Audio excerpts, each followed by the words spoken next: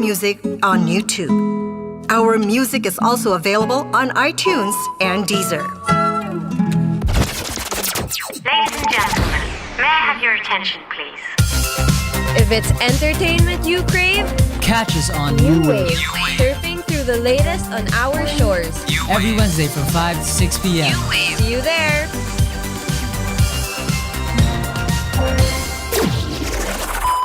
Baka naman pwede. Baka naman pwede. Baka naman pwede. Mga isyung napapanahon, ating pag-usapan. Baka naman pwede. Gamit ang mga pananaw mula sa iba't ibang kalinangan. Baka naman pwede. Mula sa Institute of Philippine Culture, kami inyong samahan, tayo'y maghuntahan. Dito lang sa Baka Naman Pwede. Tuwing Huwebes, alas 3 ng hapon, dito lang sa radyo-katipunan 87.9 FM. Wanna find out more about the famed org community of the Ateneo? Yeah! Wondering what projects and initiatives our student organizations are currently up to? Curious to hear the perspectives and motivations of the different people that make up the org community? Tara na't magkwentuhan! Kwentuhang MVP takes you to the vibrant and passionate organization community of the Ateneo de Manila. Tune in every Friday as we catch up with our student leaders and our organizations and find out how they're continually pushing forth with their advocacies. Kwentuhang MVP, taking the MVP to you. Follow at radyo-katipunan in our social media accounts on Facebook, Instagram, and on Twitter. Good morning, Ateneo! Start your day right with your morning wake-up call. Good morning, Ateneo! Catch the latest news and stories around the campus. Good morning, Ateneo! Your daily dose of radio chikahan, tawanan, kantahan, and kwentuhan. Every morning from 9 to 10 a.m. Tuesdays to Fridays. Good morning, Ateneo! Your mornings will never be the same again. Let's reclaim what is rightfully ours at the 9th PP Radio Conference. Revamp the media blueprint and reclaiming the Republic on March 25 via Zoom and PP Radio Conference official Facebook page. Together, let's redeem our narratives. Radyo Katipunan. News, insights, inspiration. Radyo Katipunan. Down from the hill and down to the world. Radyo Katipunan, the voice of the Blue Eagle.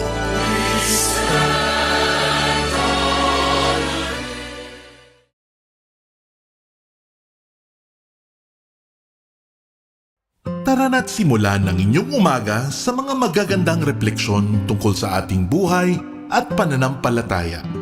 Kasama sina Cardinal Luis Antonio Tagle, Father J. Boy Gonzales at Father Nono Alfonso ng Kapisanan ni Jesus, Father Cali Llamado ng Manila Cathedral at Binibining Risa Singson Kaupeng ng Light of Jesus Community dito sa Kapit Pandasal sa Radyo Katipunan 87.9 FM. Aminin! Magandang araw po, magkapit pandasal muna tayo. Ito po si Father Nono.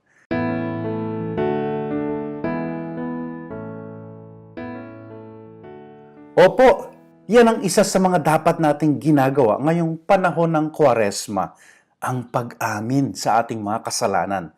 Di ba nagsimula tayo noong Ash Wednesday sa paglalagay ng abo sa ating mga noo habang sinasabi ng pari, repent! Magsisi sa iyong mga kasalanan. Maganda pong paalala yan kasi kung di nyo napapansin, parang wala nang nagkakamali ngayon. Walang umaamin ng pagkukulang. Lahat tama. Lahat may alibay o excuse.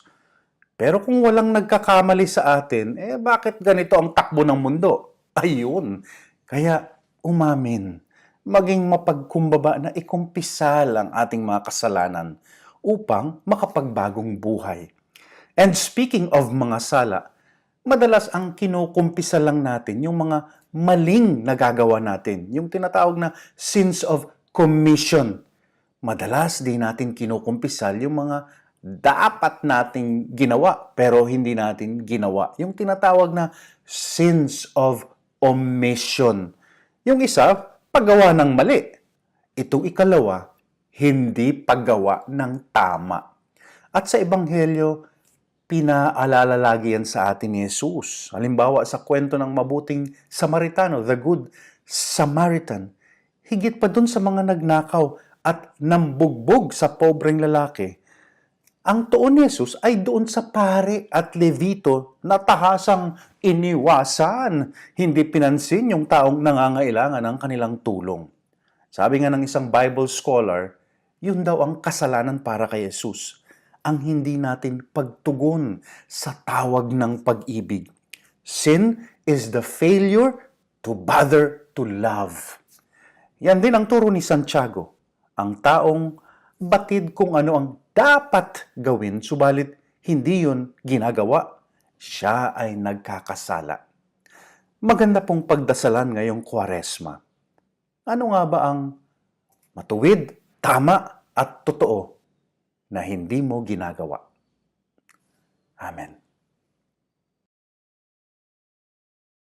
Radyo, radyo, radyo, radyo, radyo, radyo, radyo, katipunan, radyo, katipunan, radyo, katipunan, radyo, radyo, radyo, katipunan, radyo, katipunan. The voice of the Eagle kami, di mapipigil sa pagbabalitang tumpak at tama. Buhay atin sa labas ng eskwela, ating ibibida lahat ng eskwela. Radyo, radyo, katipunan. Radyo, radyo, radyo, katipunan. Radyo, katipunan. Radyo, katipunan. Kawal ni Ignacio, katipunero sugo. Todo sa kayod, tunong at tulong. Ipag the Blue Eagle, galing hiting at tigil.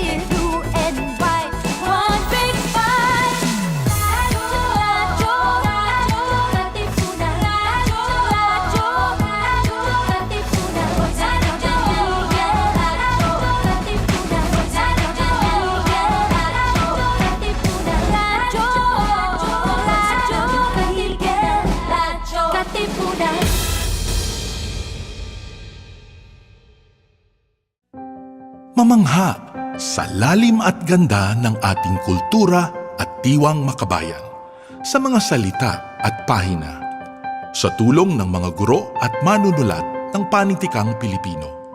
Halina't tuklasin ang yaman ng ating panitikan, ang pamana ng ating lahi.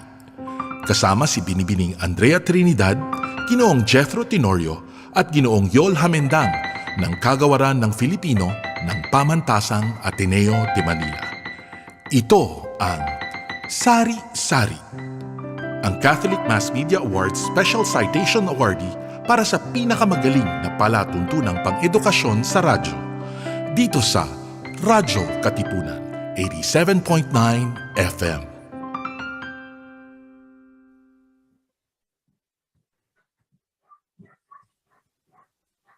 Magandang umaga. Naritong muli tayo sa isang oras ng kwentuhan tungkol sa pagbasa at pagtuturo ng Panitikang Filipino. Ako po si Jethro Tenorio. Ako po si Yol Jamendang. At ako rin naman po si Christian Benitez. So ngayong umaga po, katulad ng nakarang episode, makakasama pa rin natin ang ilang batang manunulat mula sa Ateneo National Writers Workshop noong nakaraang taon. Si Reil Obinque mula sa Davao City, si Floraime Pantaleta mula sa Zamboanga City, at si Charles Sanchez mula sa Mandaue City. So, bago natin pagpatuloy yung talakayan, siguro maikling recap lang sa mga napag-usapan natin nung nakaraang episode. So, Sir Yol, saan tayo, yung mga maiinit na tanong kung saan tayo nabitin mula doon sa nakaraan? Nagsimula tayo sa pangungumusta dito sa ating mga kasamang mga manunulat. Interesante na bukod sa trabaho at pagsusulat, meron silang kani-kanilang pinagkakaabalahan para mailabas ang mga kailangang ilabas para pagdating nila sa kanilang mga proyekto, taglay nila yung hinahanap na restraint. Si Reil nagbahagi ng kanyang pag-skateboarding, si Floraime naman nag-muay thai. Si Charles naman ay nanonood ng Netflix. Pagkatapos, tinanong natin yung mga bisita natin kung anong akda yung unang pumapasok sa isip ninyo kapag pinag-uusapan yung kontemporanya. Nakapagbahagi na sina Reil tsaka si Floraime. Tutuloy natin yung pagtatalakay dun sa binahagi ni Floraime. Pero nabanggit natin na sa pinakita ni Reil yung kahalagahan ng pagsasaalang-alang ng anyo kapag pinag-uusapan natin yung paglikha. Hindi lang yung pinapaksa nung akda, pati kasama din sa mga posibilidad na isinasaalang-alang ng manunulat yung mga available sa kanya na mga anyo na hindi necessarily yung inaasahan natin sa mga tradisyonal na paraan ng pagkikwento. Si Floraime naman nagpakita sa atin ng isang akda na nagtatanong sa atin kung paano ba nakakadagdag dun sa kasalimutan ng pagsasagot natin sa tanong na kontemporanyo. Kasi pag sinabi natin kontemporanyo, parang forward-looking tayo pala. Anong bago? Pero nakakalimutan natin na for the longest time, may mga akda na nandiyan na. Pero hindi napapansin o hindi na pagtutuunan ng pansin. Dahil sa ganung aspekto, bago din siya. Dahil ngayon lamang siya binibigyan ng atensyon. So, yun yung aking maikling recap ng mga napag-usapan natin nung nakaraan. Oo, at doon nga tayo doon tayo natapos doon sa mga pag-uusisa na iyon, mga pagtatanong na iyon ni Floraime. At baka magandang pag-usapan natin itong mga tanong na ito at para bago natin mapakinggan naman yung pagbabahagi din ni Charles, kasi ang isa sa mga tumatak sa akin na tanong ni Floraime ay kung ang binibigyan natin ng kahulugan ng salitang kontemporanyo bilang kasalukuyan, meron bang tiyak na pagsisimula itong may parametro ba sa usapin ng panahon itong kasalukuyan na ito, lalo't higit, 'di ba, umuusad nga rin ang panahon at therefore yung bang kasalukuyan sa pag-unawa natin din ng kontemporanyo ay nag-stretch din ba siya sa isang banda, 'di ba, o nag-expire ba at some point yung mga naunang kasalukuyan, ganyan. Ikaw ba rin? Balik natin kay Floraime pala. Ikaw ba, Floraime? Balik natin.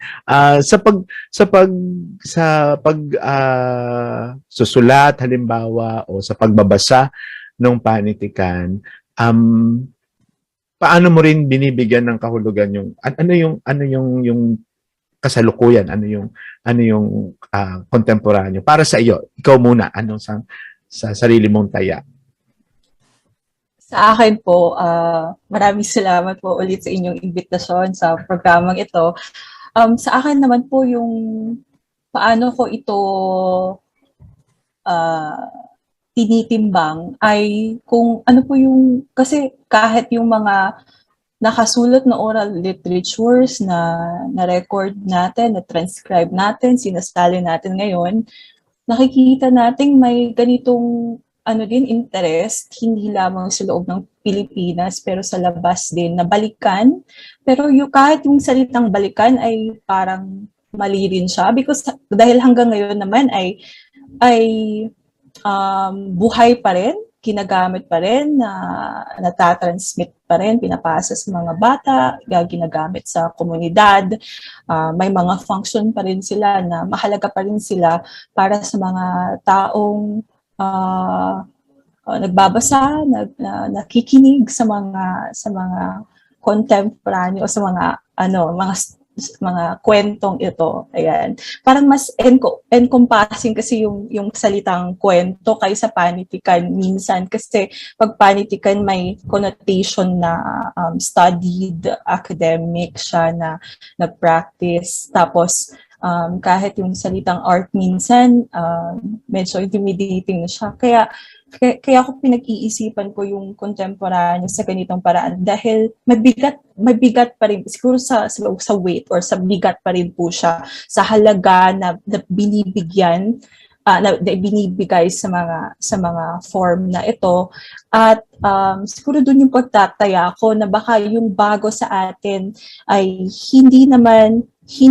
yung pagbabalik nga sa panahon kung hindi pagpapaluwang, widening the category of literature maybe, or and then allowing for yung pambubulabog ng definition ng mga pinanghahawakan natin ngayon, or yung mga pambubulabog at pagko-complicate, mas nagiging masalimuot yung baka dito natin matatagpuan kung ano yung pwede nating mapag-isipan pa tungkol sa kontemporanyong panitikan.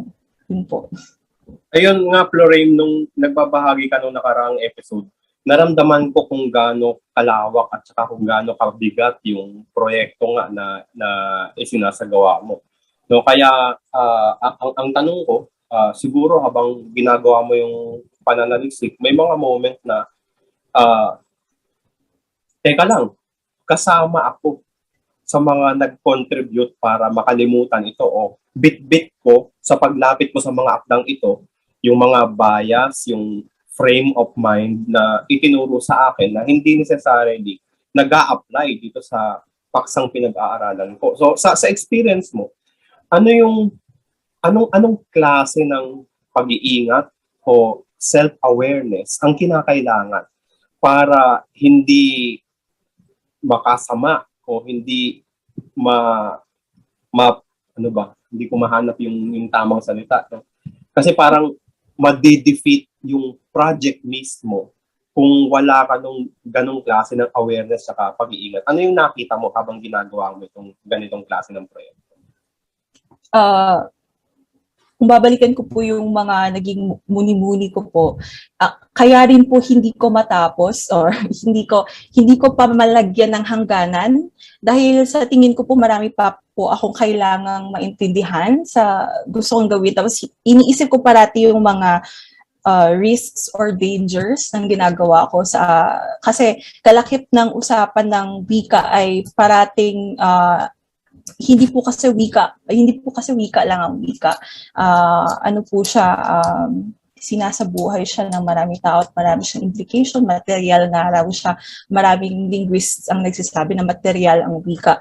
Yung pag-iingat ko po ay yung patuloy na pagbabasa at pagkokonsidera siguro ng maraming at nung inakda ko po yung manuscript na pinasa ko sa ANWW, isa sa mga importanteng consideration ko ay gagamitin ko lamang ang wika na buhay rin sa akin, na talagang ginagamit ko po sa araw-araw at talagang ginagamit ko po na mahalaga rin siya sa akin. At yung English, aside from English and Filipino, ginagamit ko rin talaga po yung Cebuano at yung Chabacano. So in a way, ano talaga siya, hindi siya yung tokenistic lang na paggamit, hopefully, ng mga wikang ito dahil may internal or may sariling experience at understanding po ako na alam at may naiisip ko po yung may kahalagahan din po sila sa akin. At tapos yung pagbabalik din po sa or yung tungkol din po sa mga indigenous forms ay parati kong kinukonsidera na ano po siya parang sa Atlian parlance discernment, yung gano'n na parang una, tinitigan ko muna ano ba talaga yung goal, yung intention ko, bakit gusto ko tong matutunan, o bakit curious ako dito. Kasi yung position pa lamang ng Chabacano ay settler population siya, settler community siya, Kristiyano. So may dominant, may position siya na dominante sa Zamboanga halimbawa. At kaya nga po yung gusto ko sanang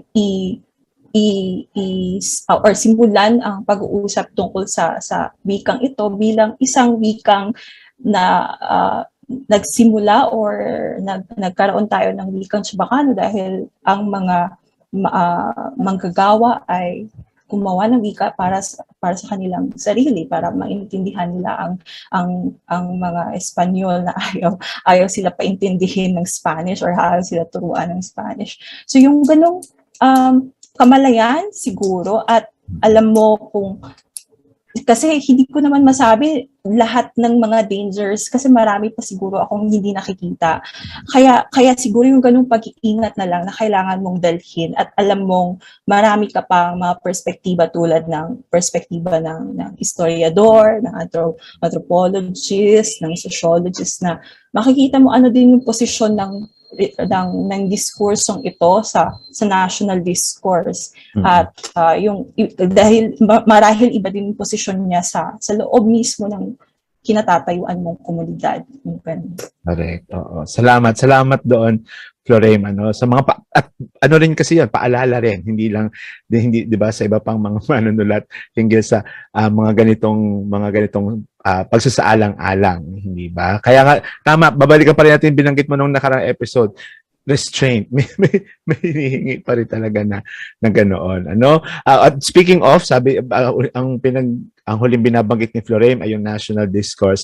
Puntahan naman natin ngayon si Teacher Charles na dinidiscover nga itong profesyon na nakaaambag sa pagbuo ng bayan. So Charles, ano naman yung may babahagi mo sa atin na akda at pag-unawa dito? Magandang hapon po again sa lahat. So Miss Ann, pwede po mag-share screen? Okay, thank you. So actually, naghanda ako ng isang monologo or artikulo or discussion. 3 pages lang to. So I'll just read it. So for a little context, my choice of work and also the discussion that stemmed from it was based on the trend of contemporary literature to find or uncover or give voices to yung mga writers of backgrounds that are not that are outside the urban center, no? So especially in my case sa Cebu, oftentimes when we think of Cebu, yung mga images of highly urbanized city, Cebuano speaking, pero actually the more we dig into or learn more about the province, the more we find out diverse pala siya. There are actually plenty of other voices worth exploring. So magsimula na ako. So when I was first asked by CB to participate in this discussion on contemporary Philippine literature, I figured this would be a great opportunity to highlight the work of a fellow millennial writer from the province of Cebu, but one who in some ways subverts certain expectations or assumptions many of us may have upon hearing the term Cebuano literature. At first glance, the term may seem pretty straightforward. Like in his essay, Ang Sugbuanon, scholar Reil Mojares points out that the most obvious hallmarks of a Cebuano include, and I quote, language, local residence, or orientation to Cebu province as a cultural or sentimental homeland. To add to that, the average Cebuano also tends to be trilingual, with Cebuano serving as the mother tongue, and English and Filipino spoken with varying degrees of fluency, depending on one's class, home, and educational background, among other factors. According to Erlinda Alboro, the term Cebuano literature may apply to both works produced in Cebu province and works in the language generated by Cebuano-speaking populations in other parts of the country. While these parameters are quite helpful in their own respective ways, they are far from all-encompassing. And the more one learns about the province, the more one realizes just how much diversity exists in such a small portion of the country. Hailing from the island of Bantayan, north of the mainland, Jethro Iscaran Hilbuena's first language is neither Cebuano nor English, as is typical for many Cebuanos, but Bantayanon. He described Bantayanon during a Little Writers Workshop I asked him to panel last year as a Creole, which blends words from various Visayan languages like Cebuano, Hiligaynon, and Waray. The language is not particularly known on the mainland, and even I myself found out about it only recently, just a few years ago. And it's also not mutually intelligible with Cebuano. As Hilbuena put it rather humorously, Bantayanon speakers could easily ridicule Cebuano in their presence, but not the other way around. Additionally, while Hilbuena is better known for his poetry in Cebuano, he also writes in his native Bantayanon, a sadly underrepresented language in the larger Cebuano literary landscape. So for this discussion, I will be focusing on 3 prose poems of his written in English, a language Hilbuena occasionally feels best suited for certain works. Although these 3 works are written in a language of colonial origin, Nephew, Beach Resort, and Technology, these are compiled together under the title Chemical Physical Change and published in the July 2018 issue of the Asian Literary Journal. They are still written with a distinct viewpoint that could have only come from one who has spent a good part of his life and still identifies with an island quite a distance from the more urbanized mainland, but also an island which is not entirely spared from the incursions of modernity. So right off the bat, the most immediately striking aspect of these 3 poems is their form. A couple of weeks ago, when I asked my HUMS and ABM students in 21st century literature from the Philippines and the world how one can distinguish between poetry and prose, the 2 primary divisions of literature we all learn during our formative years, a number of them raised their hands to answer this extremely easy query. The former is written in verse, and the latter is written in sentence and paragraph form. More recent literature, however, has challenged or blurred these distinctions. I first learned about the prose poem in a poetry and fiction class I took up as an undergraduate literature major more than 10 years ago. Non-majors, or those who aren't really all that interested in literature, may not be acquainted with this type of poem, however. So in essence, the prose poem is a poem that at first glance appears like a work of prose by virtue of its imposing brick-like form. But if the reader were to take a closer look, they will find it still contains many of the basic elements one associates with poetry. So some examples in the case of Chemical Physical Change, which I've highlighted in yellow, include a meticulous attention to rhythm. So in the poem Nephew, for example, this comes in the form of Hilbuena's frequent use of punctuation marks like colons, commas, em-dashes, and periods. Another element of poems is stark imagery, which in Beach Resort can be seen in the line, a concrete seawall overlapping the shore, fretting the sand, parallel to a vacant lot which was fenced with barbed wire that seemed to drop in rust. And even another element of poetry is a hint of irony. No? So in Technology, vacant lots were blank. That particular line can be cited as a slight hinting of irony. You know? So for writers whose artistic sensibilities lean more toward the poetic, the composition of a prose poem can prove to be somewhat of a challenge, I imagine, given its mass and the volume required to fill up a page. But according to Hilbuena, the writing process of these poems turned out to be quite an intriguing experiment, in his words, which ultimately revealed a sequence that tied with the larger overarching theme of the collection. So speaking of theme, it's important to note that literary works can and ought to be read beyond how they immediately appear to the reader. A literature teacher then can have the students probe possible individual as well as shared themes between the 3 prose poems. An initial read of Chemical Physical Change will lead one to determine that the persona hails from an island. Lines like, "We live on an island" in Nephew, and "I ruminated that an island is an introvert" from Technology, which I've both highlighted in green, are obvious giveaways. Islands are typically associated with distance, isolation, perhaps even resistance.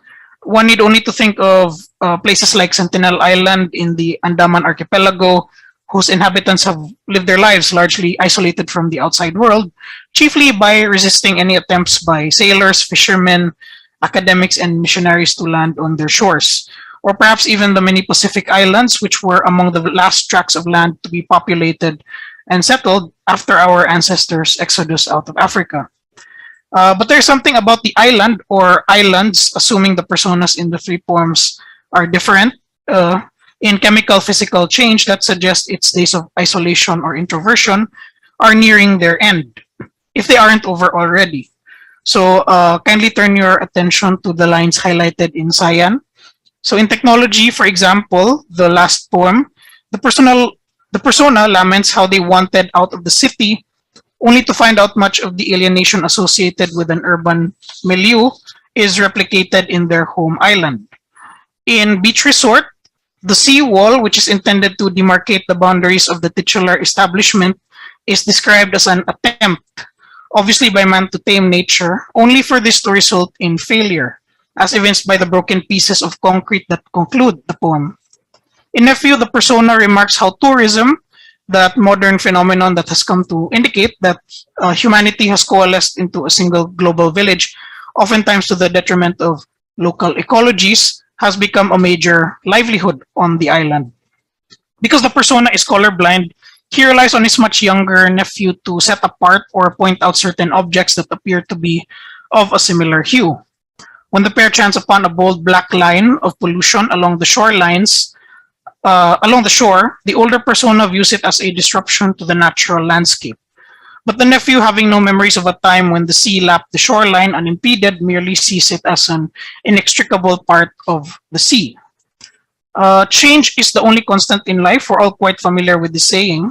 But unfortunately, in our current era, this has been used to justify even the most brutal forms of development and progress, specifically the sort contingent on extractivist practices, the violent altering or wholesale destruction of natural landscapes, and the further marginalization of already disenfranchised populations.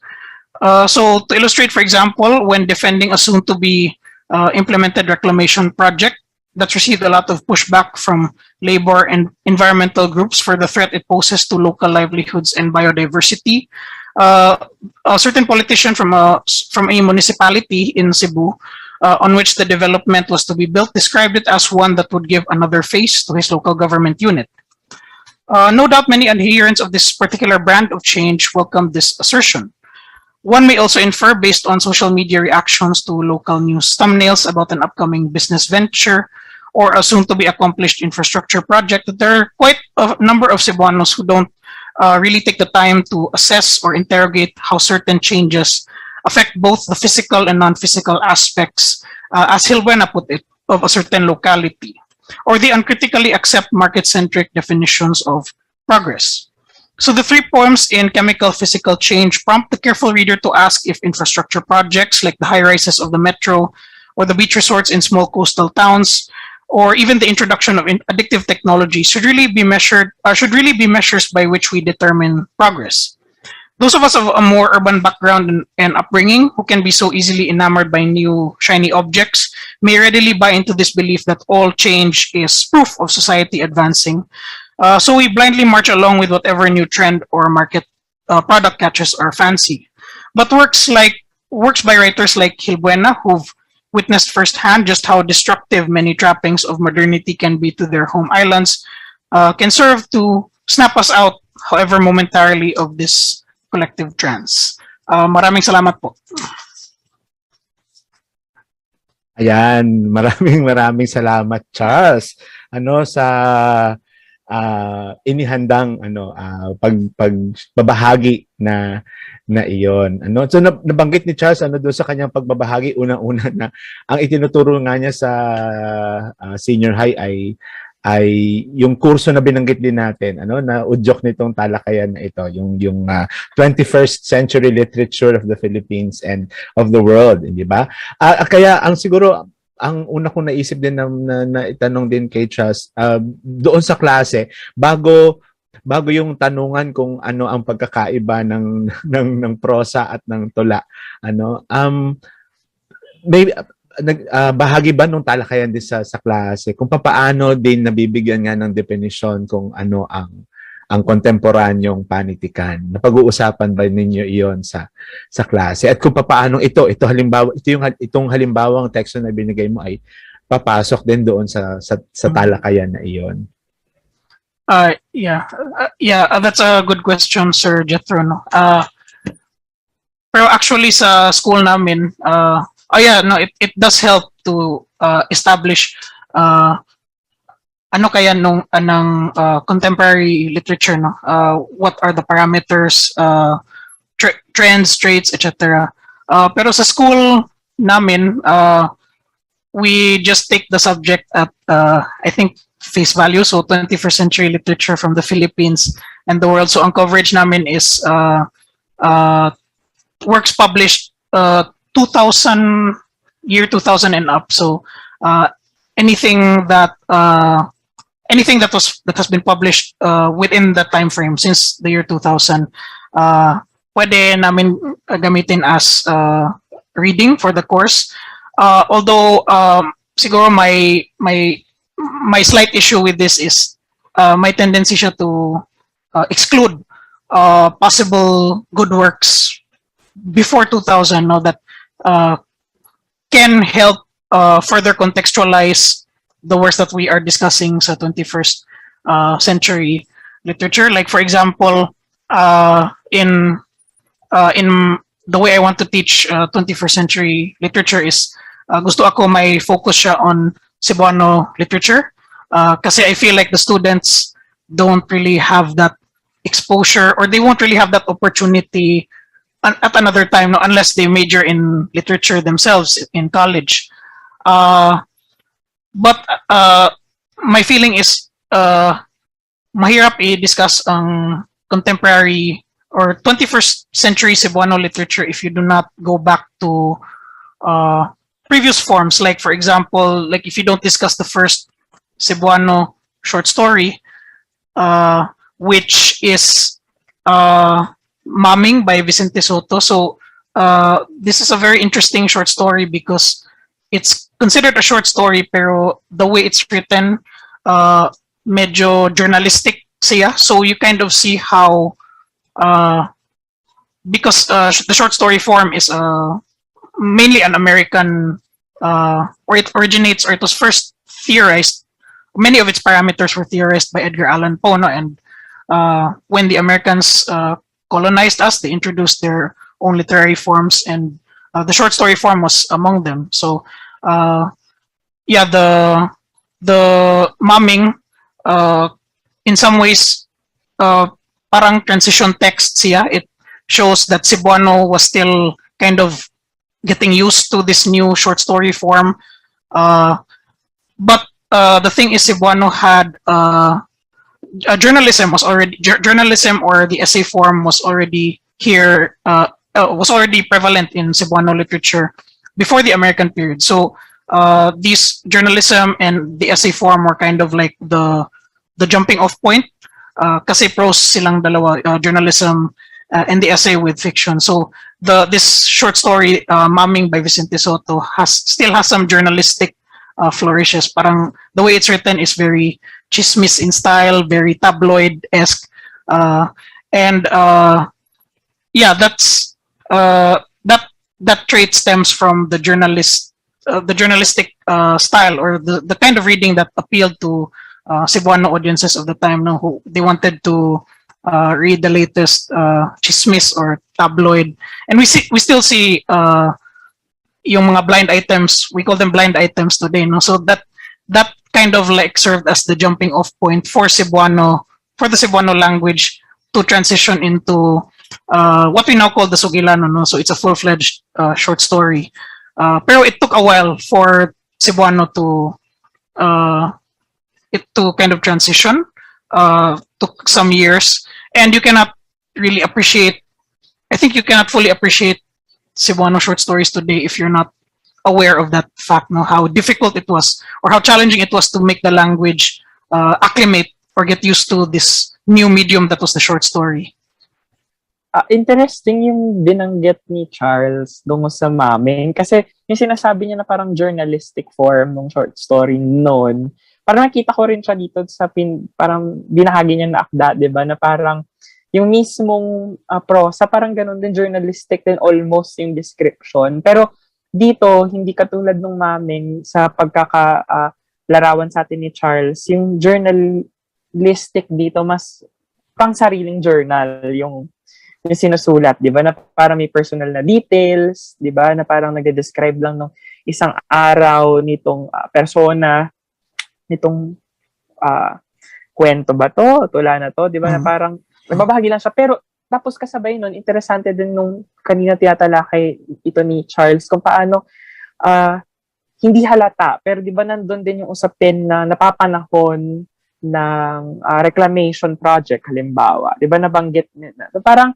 interesante sa akin na sa isang banda, parang yung akda ay bumabalik doon sa una pa, di ba? Parang pinakaunang maikling kwento sa Cebuano in terms of style. Pero sa kabilang banda, inaangkop din, o yung salita nga kanina ni Charles, ina-acclimate din itong anyo na to doon sa mas kontemporanyo na issue ng reclamation o kaya ng yung diaspora din siguro, di ba? Parang sing persona ay umalis siya doon sa isla, tapos bumalik siya, yung ganong alienasyon. So, interesante sa akin itong akda na pinakita niya kasi parang almost hindi mo mararamdaman, pero nandun yung politika yata na mas malaking politika na pinag-uusapan niya. Di ba parang mundong Cebuano na kung hindi ka ata taga Cebu, hindi mo ma-unlock itong mga ganitong detalye. So, hindi ko alam kung may kaugnayan ba ito dun sa pinakita din kanina halimbawa ni Floraime, yung sinasabi ni Floraime na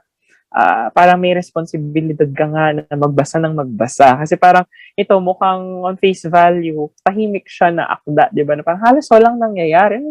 Pero sa kabilang banda kapag, kapag hinalughog pa natin yung akda, parang marami pa pala talaga siyang sinasabi tungkol sa isang napapanahong issue sa Cebu bilang isang mundo din sa sarili niya. Ayun. Natutuwa ako, CB, kanina habang nag-discuss si Charles. Charles, ang ganda ng discussion mo ng prose poem. Yung realization na yung kontemporanyo as a construct, hindi lang siya temporal, na kailan siya nagsimula, kailan siya nagtatapos. Geographical din siya. Pag sinabi nating Cebu, iba din yung timpla nung kontemporanyo kung pag-uusapan mo siya sa punto de vista ng mga Cebuano na ayun nga, nakikipagbakbakan dun sa bagong anyo na dinala ng mga mananakop. Napaka-interesanteng punto nun, Charles. Ang tanong ko, hindi tungkol dun exactly sa discussion mo.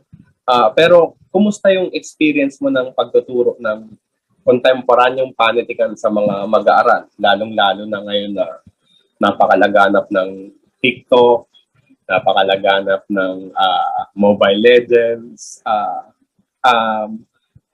Kasi sa'yo ko to tinatanong kasi naikwento mo kanina na nagmula ka sa isang trabaho na hindi ganito yung toon. Tapos ito, nagsisimula ka. Tapos ipinapaliwanag mo ng ganitong talas yung kakayahan mo ng ganito katalas na pagtatalakay. Kumusta ang pagtanggap ng mga estudyante mo sa panitikang kontemporary? Salamat sa question, Sir Reil. Actually, this semester, first time ko to teach 21st century literature, no? Because it's my first time as a full-time senior high faculty.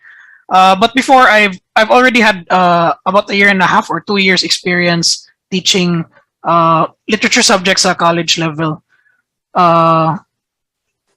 Siguro sa college, it's in some ways easier kasi you have fewer students, so fewer requirements to check, fewer students to follow up with, check up on, and also yung interest nila is already in literature, so I don't really have to make the effort to make this subject as engaging as possible kasi I already know that open-minded sila with regard to topics relating to things like literature, history, and the humanities in general, no? Sa senior high, so far, ang observation ko in the past 2 or 3 weeks, I've taught 21st century literature is, it really depends kung anong majority or the block, no, the strand of the students that you're handling. So, so far I've noticed yung mga Humes students are more participative, more receptive. They really enjoy, or at least from what I can gauge, no, through the online platform, I can sense nga they really enjoy, or they're really interested in literature, or even like humanities topics in general. Pero sa ABM, it takes a little more effort, kasi siguro they're wired differently, or they have different interests, but they still have to take the subject kasi part siya sa curriculum, no? So they really just see, I think a lot of them just see this subject as parang requirement, or something like a minor subject that they just have to do away with, or they have to get over with, no? So I think it's challenging as a teacher to make the subject as engaging and as memorable as possible. So one of the things I do is I prepare mga visual aids, like if I talk about a certain, if I want to cite like a certain book, for example, for illustrative purposes, I prepare books by authors so that they can see that, you know, these books actually exist and all that. But yeah, it's a bit challenging kasi iba ang interest nila and they are really wired differently. So I have to make siguro that extra effort to make sure that they not only learn but also find the subject memorable, and hopefully if maybe they might change their minds and end up pursuing a humanities course in college instead of a business course, kasi yung the humanities are slowly eroding, no? So I feel like hopefully in my teaching I can kind of sort of slow down or probably stop that that eroding of the humanities. Sayang nga kasi online yung pagtuturo. Hindi mo makikita, baka may nagsusulat ng short story sa mga katabi ng sine cosine sa textbooks nila. Kagaya ng ginagawa. Sige. Ayan, siguro speaking of erosion at speaking of work, no, parang siguro bilang huling tanong natin sa mga kasama natin ngayong umaga, parang given na, parang may ginamit si Charles na term na parang, di ba, yung panitikan bilang paraan, sabi niya, ng pag-slow down. Di ba, parang, siguro ang tanong ko, parang sa inyo, given na, di ba, lahat kasi kayo ay nagtuturo, di ba? Tapos, at sabi rin kanina ni Charles, itong pagtuturo bilang isang profesyon ay talagang time-consuming. So, parang, ang tanong ko, parang, siguro, bilang transition na rin doon sa last segment natin ngayong umaga, parang, paano nyo nababalanse o natitimpla itong practice, siguro, na sarili nyo practice ng pagsulat sa gitna nitong mga gawain na napakarami at hindi natatapos? Halimbawa, lalo na, di ba parang ibang mindset din yung, sabi nga ni Charles, paghahandahan ng visual aids o paghahandahan ng lesson plan, di ba, for next week, parang ibang mindset siya doon sa practice ng pagsulat, lalo na halimbawa kay Reil na parang from computation, parang paano siya tumatawid doon sa pagsulat. So, yun siguro parang ano yung mga pansarili nyo ring practice o may mga ritual ba kayo? At parang sa tingin nyo, ano din yung kahalagahan nung pagsisingit ba? Kung yun yung magandang term, yung pagsisingit ng sarili nyong panulat doon sa pang-araw-araw nyo din na pamumuhay. Para ano yung value ng writing vis-a-vis your everyday work or everyday life. Ayan. Yun nga. Unang-una, malaking part ng pagsusulat ko yung pagbabasa. I guess. So I treat that as part of my writing process, yung reading.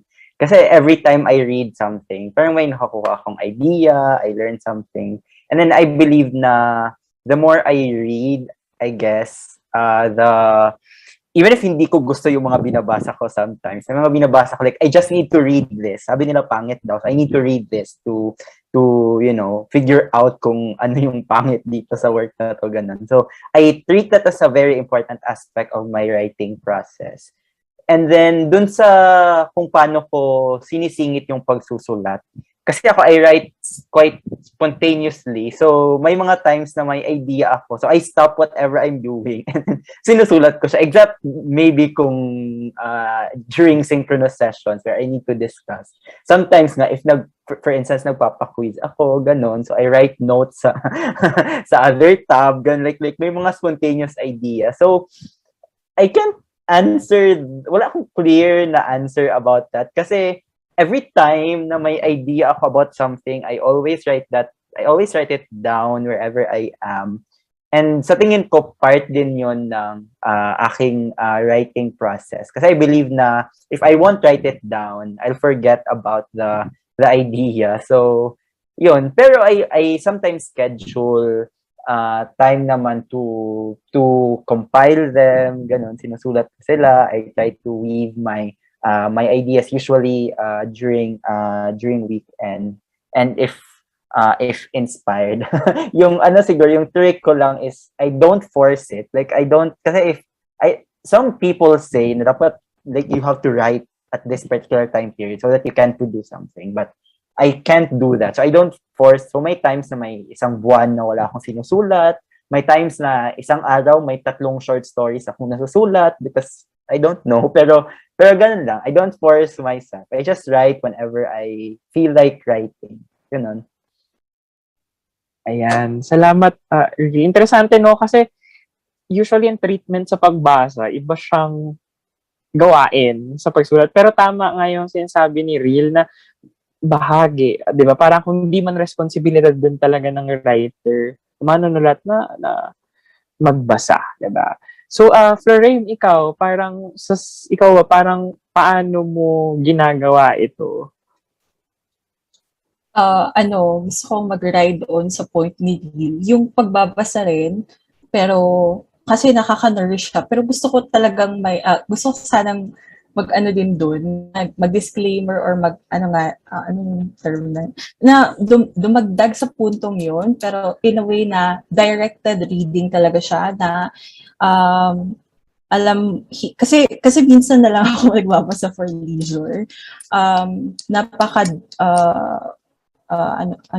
Intentional kong pumili ng babasahin dahil na maraming din ginagawa, so yung intention ko talaga ay may makukuha, tapos nag-annotate ako, tapos in a way, nakakatulong talaga yon. Pero may mga pagkakataon ding sinasabi ko sa sarili ko na hindi ko muna ito babasahin. Tulad ng siguro hindi muna ako nagbabasa ng ibang tula. Tulad ng, na-mention yata din to ni Teng na bago siya mag-shooting, kung may shooting siya sa isang film, Teng mga sa akin yung filmmaker, bago siya mag-shooting 1 month before, hindi siya nanonood ng pelikula ng ibang tao. Dahil para yung gagamitin or yung lalabas lang sa kanya ay hindi influenced.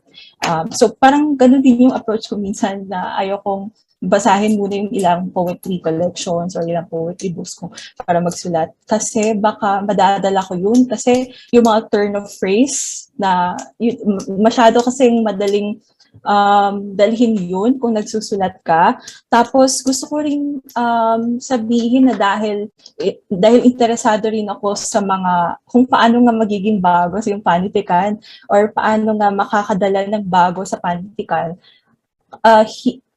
Hindi ako nagbabasa ng gano'n, ng ilang mga nailathala na. Pero naghahanap din ako ng understanding sa ibang paraan, tulad ng halimbawa yung naging interest ko sa manuscript na sinusulat ko ay para ma-describe nga yung mga chains, economic chains, kasi uso dito sa amin yung barter trade sa Zamboanga, tapos napaka-rich ng history noon dito. Tapos gusto ko sana yung ambition ko or yung pagtatangka ko sa sinusulat ko ay madala yun, somehow madala yun sa sinusulat ko multilingual na collection. So yung barter trade ay connected somehow sa mga food security issues dito sa rehiyon namin. Tapos yung food security ay connected din sa peace and order. So naglalaan din ako ng panahon para maintindihan din itong mga aspeto ng issue. At involved din ako sa isang NGO, sa isang non-profit, yung Kids Who Farm. So yung sinusulat naming policy paper, somehow nadadala ko rin yung mga research at pagbabasa na ginagawa namin doon sa sariling pagkakaintindi ko ng gusto kong isulat sa manuscript. So yun. Ayan, salamat Floraime. Si Charles. Okay, so agree ako ni Reil that I treat my reading as part of writing, especially now time-consuming ang teaching, and I don't really have as much time anymore to write. So kasi preparing modules or preparing PowerPoints, it uses a lot of brain cells, and so does writing.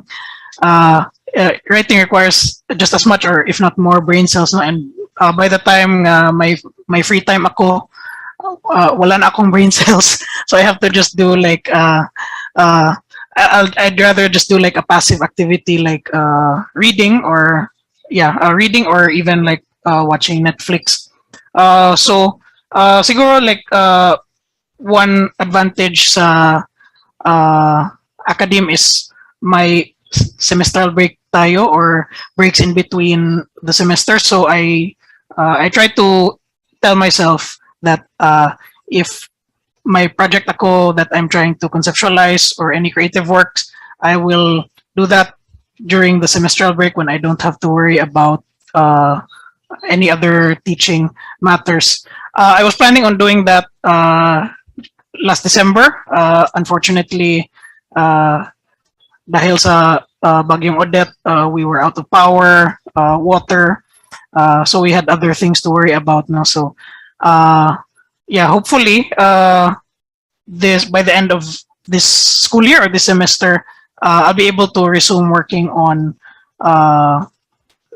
creative works, writing creatively written works. But there are times when I can do siguro light writing, like short articles or maybe revising something that I've previously written, but not something that requires a lot of time as starting like a new project or writing from scratch. Ayan, salamat Charles. So parang yung mga binahagi na talagang siguro ang nakukuha ko ay number 1, parang importante talaga magbasa. At number 2, parang yung mismo, actually parang may ganun akong nahihinuha na parang yung mismong pamumuhay nila, yung mismong work din. Halimbawa, katulad ng ginagawa na practice ni Floraime sa NGO, di ba? Parang hindi sila hiwalay, pero actually integral din dun sa proseso ng panunulat. Na sa tingin ko ay mahalagang punto nga na bring up nila dahil liberating din siya, mapagpalaya din siya sa isang paraan na parang, ibig sabihin pala parang may pwede din siguro, di ba? Pwede din sumulat din ng kahit sino sa paraan, di ba? Kung magiging attentive ka lang, katulad yung sinasabi na parang i-take down ka lang ng notes. Kasi sa mga ganun sigurong pagkatangka din, nagsisimula talaga yung pag-aakda. Ayan. So maraming salamat ulit, Reil, Floraime at Charles sa pagsama sa amin ngayong umaga. Siguro bilang pagtatapos ng programa natin ngayong umaga, hihingi natin mula sa ating mga panauhin na magbahagi ng nasipi mula sa kanilang mga sariling akda. So, para simulan itong sharing ng sariling akda, parang pakinggan natin si Reil. So, hello. So, babasahin ko yung short fiction in English ko na lalabas sa 15th Likhaan Journal. So, ang pamagat ng work ay movements. It was only when Vincent was 15 that he learned it had a name.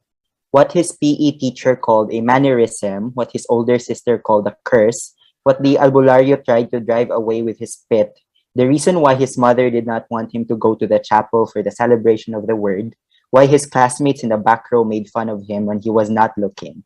It was called something. He knew it around the time the store in front of their campus gate opened a Pisonet cafe. It was his third-year high school classmate, Paul, who pushed him to do it. My father is like that too, he said, pointing at Vincent as if whatever that was had been hiding in Vincent's chest for ages. I know it's called something. I read it when I joined the quiz bee. They waited outside the store for their turn to use the computer. There were only 4 units, and the users kept on extending. Vincent tried his best to distract himself, staring at the soda Paul was sipping through his straw from a cellophane, or counting the coins on his palm. But it happened anyway. He twitched his eyes as his head jerked, then he threw his fist into the air as if punching an invisible enemy overhead, grunting in the process. Those who knew Vincent shot a glance at him but ignored him eventually. The sophomore girls who saw it for the first time jolted in shock and covered their faces as though Vincent was going to attack them. Then they just giggled when it happened again and again. And when it did not seem to stop, they asked if he was okay because maybe he was having a seizure and must be brought to the clinic. He's okay, Paul said, waving the girls off. Mind your own business. When it was their turn to use the computer, they sat down in front of the screen, staring at the browser, not exactly knowing what to type. Vincent tried his best to stay hidden behind the panel that separated the computer units, just so people could not see his ticks. Try involuntary movement, eyes, hand, Paul suggested. Vincent pressed the keys with his point finger, typing only 2 letters every second, remembering his ICT teacher hitting his hands with his ruler to make him type faster. Maybe this one, Vincent asked, hovering the mouse pointer over movement disorders, symptoms, and causes, Mayo Clinic. When they clicked the website, they scrolled past several types of movement disorders. Ataxia, chorea, multiple system atrophy, Parkinson's disease, restless leg syndrome, tardive dyskinesia. That one, Paul said, pointing at the words, Tourette syndrome. A neurological condition starts between childhood and teenage years, associated with repetitive movements. I think that's the one, Paul said as he read the definition. It was the same expression he had when he solved a math problem that had been bugging him for days. Try Tourette syndrome videos, Paul added. Tourette syndrome, Vincent told himself as he looked for videos. Tourette syndrome, he repeated, so that he would know what to tell his PE teacher or his parents or his classmates. They watched the video which explained how the syndrome had no known cause, how it had no cure but had a treatment, how one should not self-diagnose and should seek medical help if she thought he had a syndrome, how getting engrossed in an activity could make twitching less frequent, how people with Tourette syndrome could still live a happy and healthy life. They fixed their eyes on screen, watching a 14-year-old girl talk about her condition. As she talked, her eyes were rolling up, her head was shaking, and she was hooting in between sentences. She was smiling, her eyes seemingly staring at Vincent, whose face too was grimacing in time with the girl's repeated movements. And as Vincent stared back at her, it was like looking at his own reflection. Thank you.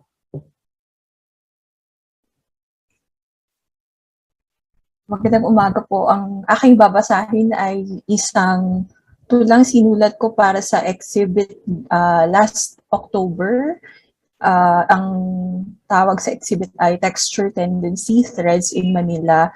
Ito ay isang traveling exhibit na nanggaling pa sa Bogota at New York at nagkaroon ng Manila version noong October 2021 at curated ito ni Carlos Quijón Jr.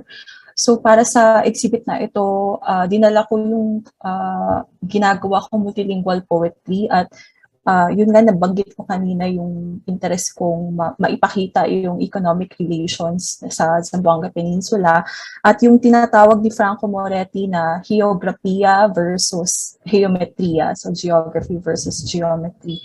So, ang tawag po dito ay Además Ahora Entonces, More So Now and Then. Multilingual po ito, may 4 na wika, ang Chabacano, Cebuano, English at Filipino. Por cuantos pesetas makapalit na kag isang tsupa de arroz sa merkado. Adunay gihalay ang parte sa karne nga maabot og pila ka semana. Ang kasunod ng pagbiyak ng niyog ay ang huni ng agos palabas ng kabilugan ng tiyan, paghunong, pagtunong. Lleva tú camina con el suman bucayo, pidi con vecinos un vaso de agua. Si Uncle Henyo di tuyo onde estaba. Pila na lang ang nabilin na sinsilyo. Pwede pa na pamalit og sudan dito. May isang truck ng kahoy na ibinaba galing sa mga bundok ng tipo-tipo. Ito taleva hasta hendet encontra con el camino. El casa grande plantao arriba del monte ya ubitu, kinsay tag-iya, del dueño daw del garden orchid. Kien taprobecha sa imong kwarta, hinuha sa paghuna-huna, kalaunan nagmatyag ang eredero. Akal mga bata jutay anda pigunta ganiha kung naa ba daw sila'y matrabaho para naa sila'y pamalit og bugas. Nagdako ka sa iyang yuta antes para kisigordo el mga similya kada noche ta siyembra sila sin kalson. Gibitay ang itlog, mutubo, mubuto ang buto sa binhi gikan sa pagbinayluay sa iyo. Magdadalang tao ang lupa para isilang ang mga aanihin. Ania mutanum. Nauunawaan kong malalim ang sugat ng dolor isufrimiento di miyang tata kay siya ang tigkalkal sa yuta. After which, ta insinyale de suyo dedo que hende derecho, a pointer finger.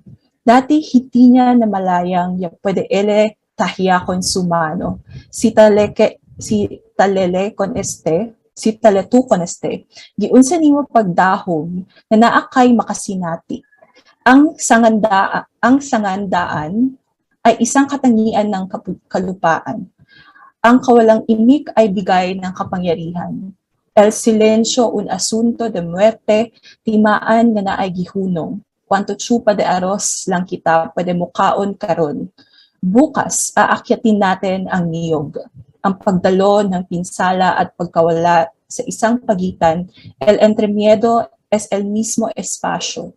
Ang agwat ay lumalalim, lumalapad, lumiligwak, lumilisod, lumulubong, na ay lubog, na ay gilubong. Bawat daloy ay may tinutumbok.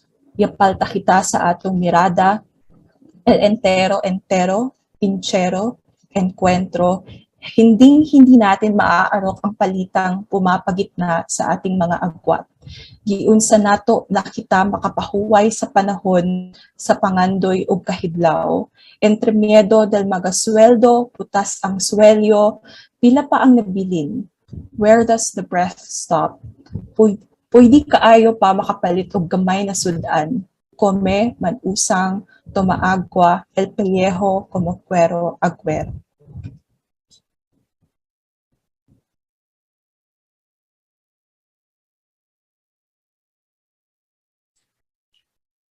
Okay. Magandang umaga po. I'll be reading isang micro-essay or flash non-fiction titled Subang Dako. Na-publish ito sa isang collection, Remembering Sir Jigs, the San Agustin Writers Workshop, pay tribute to Sir Jigger S. Latoza. So I composed this at that workshop during one of the in-workshop contests that we had there back in 2019.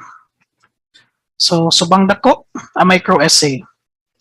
Most people know Subang Dako simply as Mandao's border barangay with Cebu City. The main highway cuts through it, both sides layered by bakeries, banks, small businesses, BPO offices, and most prominently, the BIR building, where our office is.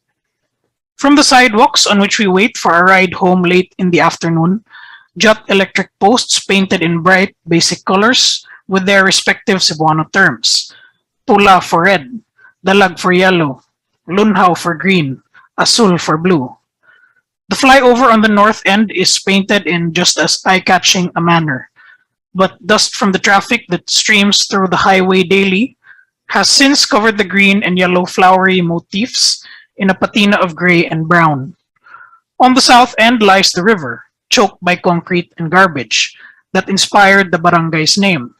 The river whose presence we are reminded of come June, when the water swells, concealing the highway and the sidewalks.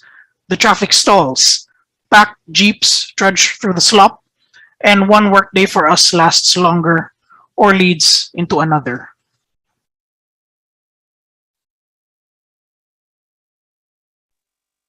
Ayan, maraming salamat po sa ating mga kasama ngayong umaga. At dito na po nagtatapos ang ating programa ngayong umaga. So muli maraming salamat po sa lahat ng sumubaybay. Maraming salamat Reil, Floraime at Charles sa pagsama sa amin ngayong umaga. Yan, magkita-kita po tayo muli sa susunod na linggo. Kasama naman po ang iba pa naming mga kapanayam. Ayun. Makakasama natin, CB, ang mga alumni ng ANWW, sina Sigrid Gayangos at Joel Donato.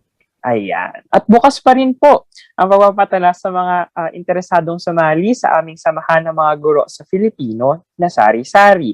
Magpadala lamang po ng intensyon sa paglahok sa aming email address na sarisaribooks19@gmail.com. Maaari din po kayong maging updated sa mga proyekto ng aming samahan sa pag-follow sa aming Facebook page na Sari-Sari, Panitikan at Kulturang Filipino. Muli, taus-pusong pasasalamat sa ating mga panauhing sina Reil, Floraime at Charles para sa napakayamang talakayan natin hinggil sa kontemporanyong panitikan, malikhaing pagsulat at sa kani-kanilang mga taya dito sa larangan na ito. Available pa rin po sa ating FB page ang recording ng lahat ng mga nagdaang episode mula Season 1 kung saan natin tinalakay ang pagtuturo ng Noli Me Tangere at El Filibusterismo. Season 2 na tungkol naman sa panitikang pre-kolonyal. Season 3 na tungkol sa Sari-Saring Paksa. Season 4 na tumuon sa usapang fandom. At ang katatapos lamang na Season 5 tungkol sa koridong Ibong Adarna at awit na Florante at Laura. Maraming salamat pong muli at magkita-kita po tayo sa susunod na linggo. Mag-iingat po tayo parate.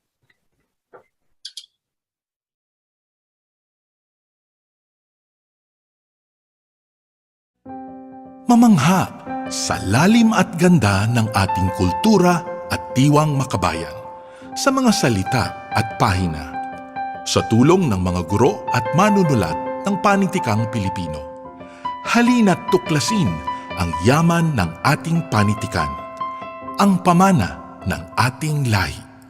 Kasama si Binibining Andrea Trinidad, Ginoong Jethro Tenorio at Ginoong Yol Jamendang ng Kagawaran ng Filipino ng Pamantasang Ateneo de Manila.